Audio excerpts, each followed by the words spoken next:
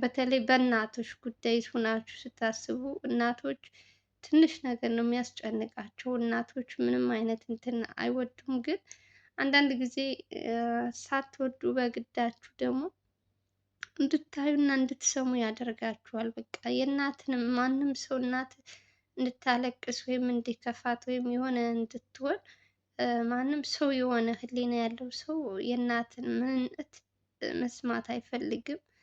ሞት ደግሞ ሳትፈልጉ ደግሞ እንድትሰሙ የሚያደርጓችሁ ብዙ ሰዎች ስላሉ ከባድ ነው ጋይስ። ከነዘላለም ልዑል እንግዲህ አዳዲስ ነገር ይመጣል። ያው እነሱ የነዚህ የማህሌትን ጉዳይ እስከምጨርስ እያሉ ነው እንጂ ብዙ ኢትዮጵያ ውስጥ ተነግሮ የማያልቅ ታሪክ አለ። ብዙ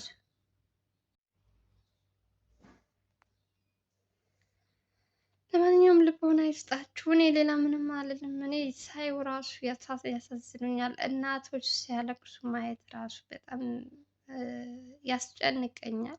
እናትን ያክል እንደዚህ በዚህ ያክል ማንገላታት ማሰቃየትም የለብንም። ግን ደግሞ አንዳንድ ጊዜ ደግሞ የምናየው ነገር በጣም ከአይምሯችን በላይ ነው እና ለሁላችንም እንግዲህ ልቦና ይስጠን ነው የምለው። እኔ ሌላ ምንም ማለት አልችልም። በተለይ በእናቶች ላይ የሚመጡ እናቶች ብቻ ሳይሆን በየትኛውም ሰው ማንም ሰው ማልቀስ የለበትም። እውነተኛ እንትን እንኳን የሆነ በቃ እኔ ሲጀምር አንዳንድ ጊዜ ቆም ብላችሁ ስታስቡ በቃ በየሰከንዱ የምናየው ነገር በቃ እውነት ይሁን ውሸት ይሁን ምናምን ትላላችሁ ማመን እስከሚያቅታችሁ ድረስ የሰው ልጅ ክፋት ማለት ነው። የክፋት ጥግ ነው የምናየው። በነማህሌት ጉዳይ ያያችሁት የመስፍን ክፋት እያያችሁ አሁን ላይ ደግሞ የሚመጡ አዳዲስ ነገሮች ስታዩ ከሱ በምን ይተናነሳሉ ብላችሁ ታያላችሁ። በምንም አይተናነሱም። ያም ገንዘብ አሳዳጅ ነው፣ ሰውን ሲበድል ሲያሰቃይ ነው።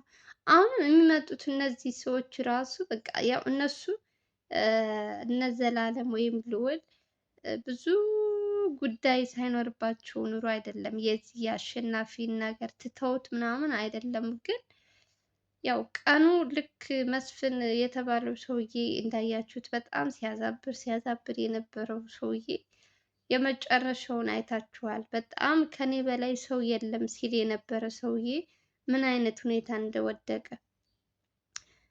አንዳንድ ጊዜ ሰው ማንም ሰው አያየኝም ብለሽ ደግሞ አንዳንድ ጊዜ ለምንሰራው ስራ ሰውን አየኝ አላየኝ ሳይሆን ፈጣሪ ከሰው ይልቅ ሰው ከሚያይሽ ይልቅ ፈጣሪ የሚያይሽ ይበልጣልና ለፈጣሪ ብለሽ እንኳን ሕሊና ያለው ሰው እንደዚህ በእናቶች ላይ እናቶች ብቻ ሳይሆኑ ሰው በሆነ ፍጡር በሙሉ ይህን ያክል የሰው ልጅ ክፋት ጥግ ማሳየት እኔ እንጃ። በተለይ አሁን ላይ ደግሞ በጣም በርከትከት እያለ ነው የምናየው እና የምንሰማው ነገር ውሸት ነው በለን እያልኩ ነው። የእውነት ማመን እስከሚያቅታችሁ ድረስ የሰው ልጅ ክፋቱ፣ ተንኮሉ በየሰከንዱ የምታዩ ነገር በቃ ከማን ጥሩ ነገር እንደምትማሪ አላውቅም። እያንዳንዱ የምናየው ነገር በጣም እጅግ በጣም እንጃ። ልቦና ይስጠን። በመጀመሪያ ከባድ ነው በጣም ልብ አጥቷል ሰው። ይቺ እህታችን አሁን የእናቷ ነገር እናት እዚህ ጋር እንትን ብላ እንደዚህ እያየች በዚህ እድሜያቸው ደግሞ እንደዚህ ሲሆኑ ሕሊና ያለው ሰው ልታወሩት እንኳን የሚከብድ ስታዩት ሁሉ የሚከብድ ልብ የሌለው ሰው ነው። በቃ በአጠቃላይ እኔ እንጃ ብቻ ምን እያየን እንዳለ አላውቅም። ብቻ እስኪ እኛ ዝም ብለን ተመልካች ሆነናል። በዛ በቦታው ሆኖ ደግሞ እነ ልዑል ወይም እንደ ዘላለም ሌሎችም እንደዚህ በእንደዚህ አይነት ስራ ተሰማርተው የሚሰሩ ወንድሞች ይህንን በዚህ ቦታ ሆነው ስታዩ ምን ያክል ከባድ እንደሆነ እንግዲህ ከፊታቸው መገንዘብ ትችላላችሁ። የሰው ልጅን ክፋትና ተንኮል ስታዩ ወዴት እየሄድን ነው ትላላችሁ። በቃ ማንነታችሁን እንትን እንድትሉ ነው የሚያደርጓችሁ እና ብቻ አላቅም እኔ የማየው ነገር ሁሉ በጣም ግራ ግብት የሚያደርግ ነገር ነው። ብዙ የሚሰሩ ስራዎች አሉ። በጣም ብዙ እዚህ ጋር አሁን የነ ልዑል ወይም ዘላለም እዚህ ሚዲያ ላይ አቅርበው ስለምናያቸው ይመስለናል ብዙ ጊዜ እንደዚህ እንትናችን የሚረብሽን፣ ግን ከካሜራ ጀርባ ደግሞ ስንቶች እንደዚህ በእንደዚህ አይነት ኬዝ በሰው እንትን ገብተው እንደዚህ በጣም ራሳቸው እንትን የሚሉ አብዛኛው ኢትዮጵያ ውስጥ በተለይ በገንዘብ የተመጣ ወይ በተለያየ ብቻ እንደዚህ ስቃይ የሚገቡ በጣም ብዙ ሰዎች አሉና ብቻ ለእንደዚህ አይነት ሰዎችም እንግዲህ ያው እግዚአብሔር ይድረስላቸው ማለት ነው። ሌላ ምንም ማለት አንችልም። ከባድ ነው በጣም። ዘላለምም እንግዲህ ያመጣው ባልና ሚስቶች ናቸው። በውስጣቸው እንግዲህ ያለውን ነገር የምታዩት ነገር ነው። በባልና ሚስት መተማመን ያለመተማመን ጉዳይ አንዳንድ ጊዜ ትናንት ዕለት በለቀኩት ቪዲዮ አብዛኞቻችሁ 200 ምናምን ሰው አይታችሁታል። በሚኪ ጉዳይ ለባሏ ሚስት ምን እንዳደረገች ነግሬያችሁ ነበረ። በትዳር ውስጥ ስትኖሩም ያለመስማማት ሊኖር ይችላል። ወይም ግን ደግሞ ብዙ አማራጭ አለ። መፋታት ወይም መለያየት። ይህን ያክል ተንኮል እና እንትን ማሰብም አያስፈልግም። በሰላም መኖር ይቻላል ተለያይቶ።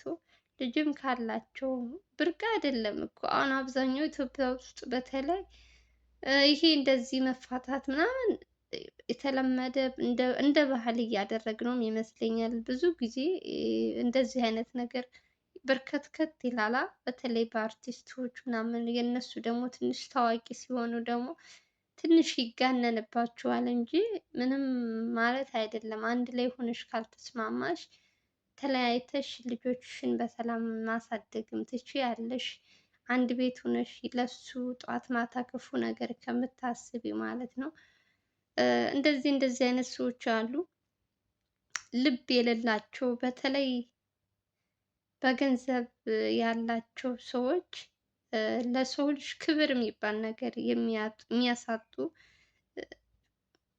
ገንዘብና ገንዘብን ብቻ የሚያሳድዱ በጣም ብዙ በርከትከት ያሉ ሰዎች አሉ። ዝም ብላችሁ ምናት ያላጋጠማችሁ ሊኖር ይችላል። ያው አንዳንድ ጊዜ የምናየው ነገር እንደዚህ የእንትኑም የሶሻል ሚዲያ የምናየው ነገር ስናይ ማመን ሊከብድ ይችላል። ግን ደግሞ ይሄ ደግሞ ኢትዮጵያ ውስጥ ደግሞ በጣም እየተስፋፋ ያለ ነገር ነው እና ብቻ አላቅም። በተለይ በእናቶች ጉዳይ ላይ ሲመጡ እኔ ከምንም በላይ ማንም ሰው የሰው ልጅ በሙሉ እንዲሰቃይ አልፈልግም። ማንም ማለት ነው። ግን ደግሞ ሞር በእናት ደግሞ ሲመጡ በጣም ከምላችሁ በላይ በጣም ነው የሚያናድደው። ልዑል እናቱን እንዴት እንደሚወድ ታውቃላችሁ? እናት ማንንም አይጠላም። ግን ደግሞ የሱ ደግሞ እጅግ በጣም ያያችሁ አይታችኋል። እንግዲህ ስለ ልዑል እናት ብዙም ማለት አልፈልግም። ግን ለእናቶች ያለው ክብር ምናምን በጣም ደስ ይላል። በቃ ልዑል ለእናቶች ብቻ ሳይሆን ለሰዎች በሙሉ የሚጨነቅ ራሱን አሳልፎ የሚሰጥ ልዑል፣ ዘላለም ሁለታቸውም፣ እንዲሁም ሌላም ከጀርባም ያሉ በጣም ብዙ በማህሌትና በናቲ ጉዳይ አይታችኋል። ብዙ ሰው እንደተጎዳ፣ ብዙ ሰው ራሱን አሳልፎ እንደሰጠና በዚህ ጉዳይ ስታዩ ራሱ የራሳችሁን እንትን እንድትተው ወይም የራሳችሁ ማንነታችሁ እንድትረሱ የሚያደርግ ብዙ ችግር አለ እና በዚህ ሰዓት ላይ ደግሞ ሰው በየራሱ ችግር ተጠምዶ ባለበት እነሱ ደግሞ ምንም ነገር ሳያሳስባቸው የሰውን ሕይወት ከተቸገረ ከእንትን ጎን ቁመው የራሳቸው ምንም ነገር ሳይመስላቸው ብዙ ፈተና እንኳን እየመጣባቸው እየተቋቋሙ ያሉት ልዑልና ዘላለም ለነሱ ብያችኋለሁ። እዚህ በፊትም ቃል የለኝም ለነሱ የሚያደርጉት ስራ እጅግ በጣም አይታችሁት ሰምታችሁት በዘመናችሁ የማታውቁ ጀግናዎች ናቸው። ተነግሮ የነሱ ታሪክ የማያልቅ ነው። ብቻ እግዚአብሔር ልቦና ይስጣችሁ ለሁላችሁም፣ ለሁላችንም ነው የምለው። አንዳንዴ የምናየው ነገር ሁሉ እንደ ፊልም ይሆንብናል አይደለም? እንደኔ ከሆናችሁ አንዳንድ ጊዜ የሆነ እንትን መጥቶ በቃ በሱ ጉዳይ ላይ ቁጭ ብላችሁ ስታዩ፣ በተለይ በተከታታይ የሚመጣው ነገር ምን ያክል ጨካኝ ቢሆኑ ነው ምናምን ትላላችሁ። ይህ ነገር እውነት ነው ውሸት ነው ምንድን ነው የምናየው ነገር? ከሚሰሩት ስራ ስታዩ የሰውን አረመኔ ጨካንነት፣ ለሰው ልጅ ሰብአዊነት የሚባል ነገር የማይሰማው ሰው ስታዩ ደግሞ ራሳችሁን እንድትጠይቁ ያደርጋል። እና ብቻ እኔ አላቅም፣ የእውነት ከባድ ነው በጣም። እናት ማንም እናት እንድታለቅስ አይፈልግም። ማንም በየትኛውም ምድር ያለች እናት እድሜ ሰጥቷት ጤና ሰጥቷት ረጅም እድሜ እናቶች እንዲኖሩ ምኞቴ ነው። ክፉ ነገር የሚያስቡ ሰዎች ደግሞ እንግዲህ ለነሱ ልቦና ይስጣቸው ከማለት ውጭ ምንም አለም። ከራሳቸው ጋር ቢሆኑ እንደ ሰው የሚያስቡ ቢሆኑ እንደዚህ ለሰው ልጅ ይህን ያክል ርቀት ጭካኔ፣ አረመኔነት አይጓዙም ነበር። ያው አንዳንድ ጊዜ ሳትወዱ በግዳችሁ የሆነ የሚያደርጋችሁ ነገር አለ። ብቻ ልቦና ይስጣቸው። ሌላ ምንም ማለት አልችልም ማለት ነው። ለማንኛውም የምወዳችሁ የማከብራችሁ ውድና የተከበራችሁ ያስቱ ቤተሰቦች የዛሬው ቪዲዮን ይመስል ነበረ። ቪዲዮ ከተመቻችሁ ላይክ፣ ሼር እያደረጋችሁ አበረታቱን። በሌላ ቪዲዮ እስከምንገናኝ ድረስ ደህና ሰንብቱ። እንወዳችኋለን። ሰላም ፍቅር ተመኘውላችሁ። ስትገቡ ቪዲዮን ላይክ ያደረጋችሁ ጀምሩ። እንወዳችኋለን። ባይ ባይ።